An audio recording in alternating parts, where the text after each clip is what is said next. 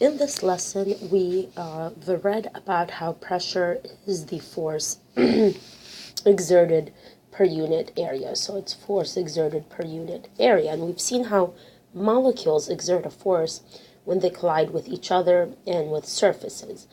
And the Earth at sea level, the gas molecules in our atmosphere, they exert about 101,325 newtons per meter squared. Just notice newtons, if you're familiar with physics, is a unit of force, and meters squared is a unit of area. So you see this is the SI unit, Newton per meter squared. Or in the English units, it's 14.7 pounds per cubic inch. So we've seen the different units of pressure.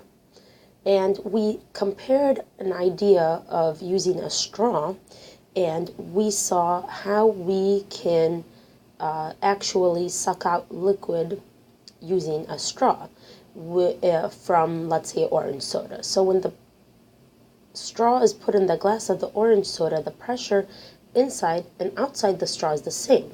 So you would see that the liquid level inside and outside the straw would be the same. However, when a person starts to suck on the straw, the pressure inside the straw is decreased.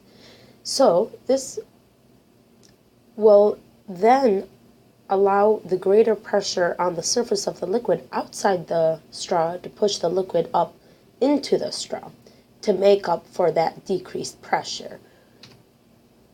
And we said even in a perfect straw in which we have a vacuum, and a vacuum pump will pump all of the air out of that straw, we still can only push the orange soda to about 10 meters of height. This is because a column of water or soda, and remember soda is made up of mostly water, can only be pushed up to about 10 meters high, because this is the same pressure exerted by the gas molecules in our atmosphere. So, in other words, in your straw, if you can only increase the water level or the soda level based on how much the atmosphere is actually pushing down. And the atmosphere is pushing down, as we've seen, in about 14.7 pounds per cubic inch. So this is only strong enough to push up the soda into the straw to about 10 meters in height. So that's why we cannot have straws that work any more than 10 meters. Now, this brings us to talking about kinetic molecular theory of gases, and it's a model that predicts the behavior for most gases under many conditions. The kinetic molecular theory is not perfect, and it breaks down under certain conditions, but in this we're just going to look at mostly ideal conditions that it actually works. So kinetic molecular theory is composed of four ideas: the collection of particles in constant motions. We've seen that particles will always be moving, bouncing around, whether they're in the liquid, gas, or solid form. However, in the gas form, they tend to move a lot more, if you recall from early on in the semester. So we also have to assume in kinetic molecular theories that no attraction or repulsion between particles take place. So collisions are very elastic, like billiard balls that bounce back once they collide. And this is what we call elastic collisions. And we have to assume there's a lot of space between the particles compared to the size of the particles themselves. And the speed of the particles increases with increasing temperatures. These are very important assumptions. So, kinetic molecular theory is consistent with the properties of gases. So gases are compressible. Gases assume the shape and volume of the container. And remember, we talked a lot about that earlier on in the semester. And gases would have low densities compared to liquids or solid, because if you recall, density is mass divided by volume. So you would think that there'll be less mass in a gas because gases are more spaced apart. There's less mass per given volume, whereas for a liquid, you have the atoms closer to each other, like so. So because of that, there's, in the same exact volumes here, a gas will have less mass and therefore less density. And so that's why we see density is usually lower for gases than liquids and even lower than solids.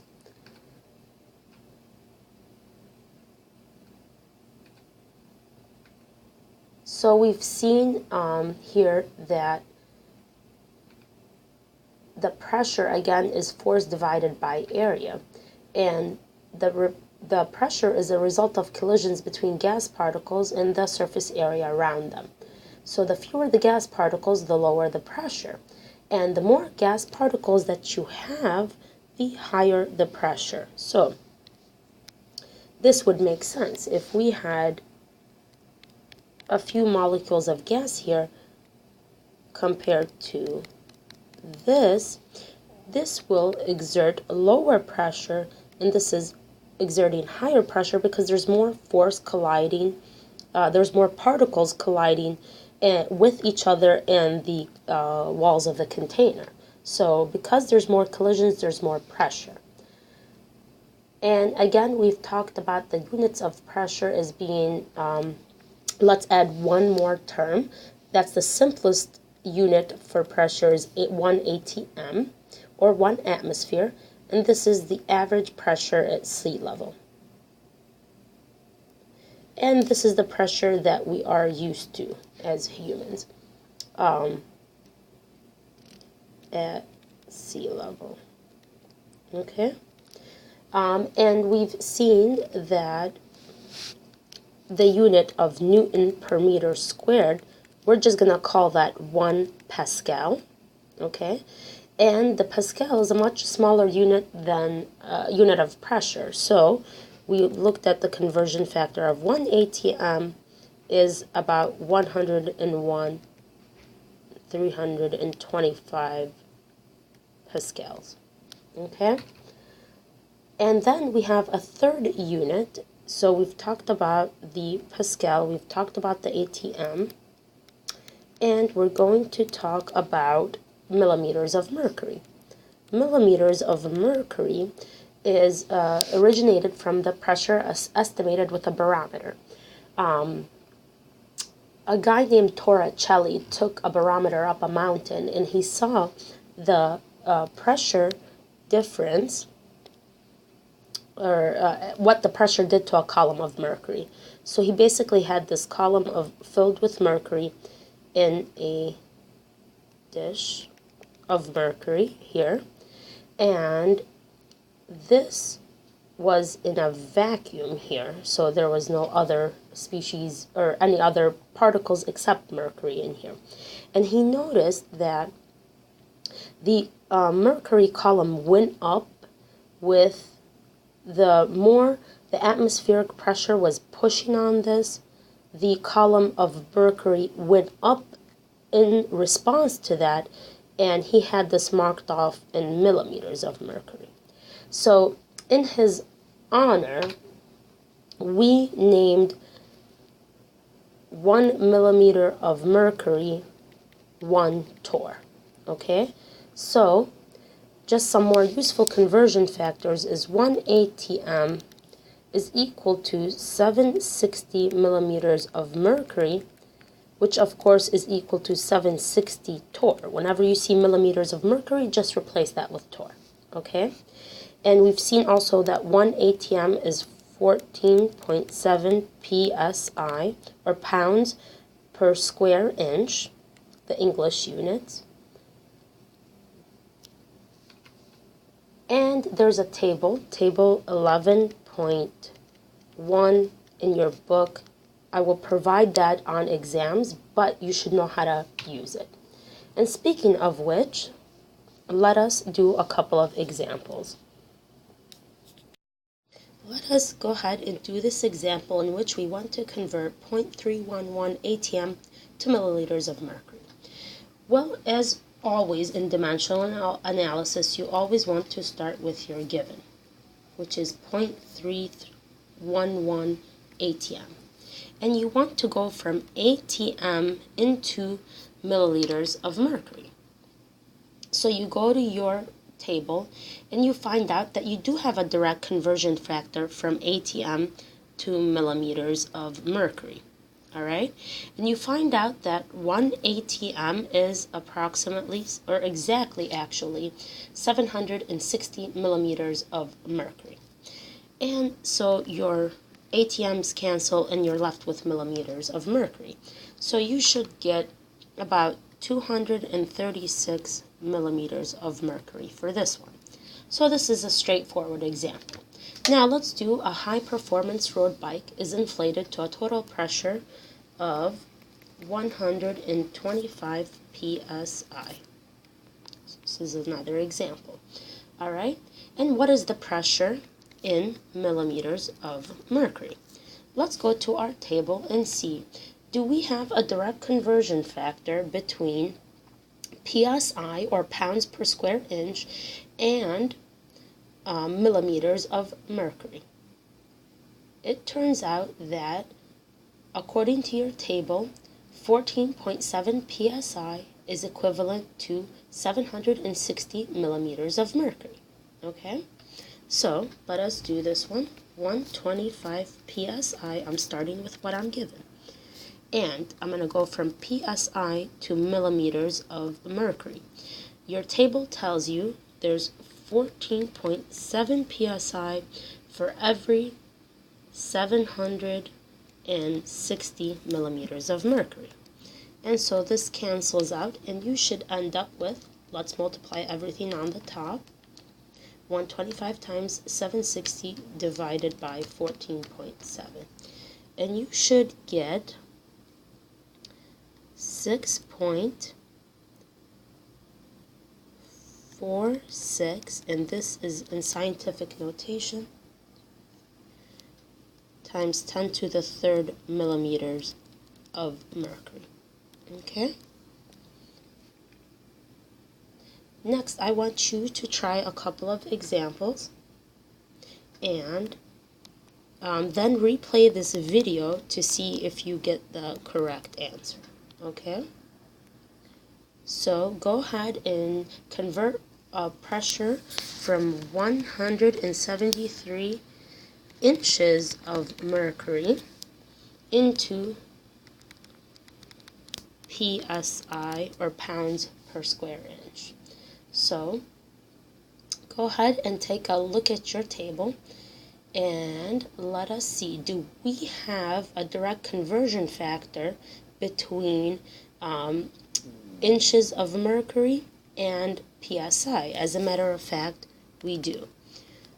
Here, they already did the conversion for us, but remember that Tor originally had his column in millimeters of mercury. So actually, barometers, and this is the barometer I'm talking to, is actually in our labs here at Euler, and the barometer is actually in millimeters of mercury, but we did all these conversion factors for you already and put that in the table. And again, I will provide this table for you. So this tells you, let's put inches of mercury here, and let's put hold on, let me rewrite that more neatly.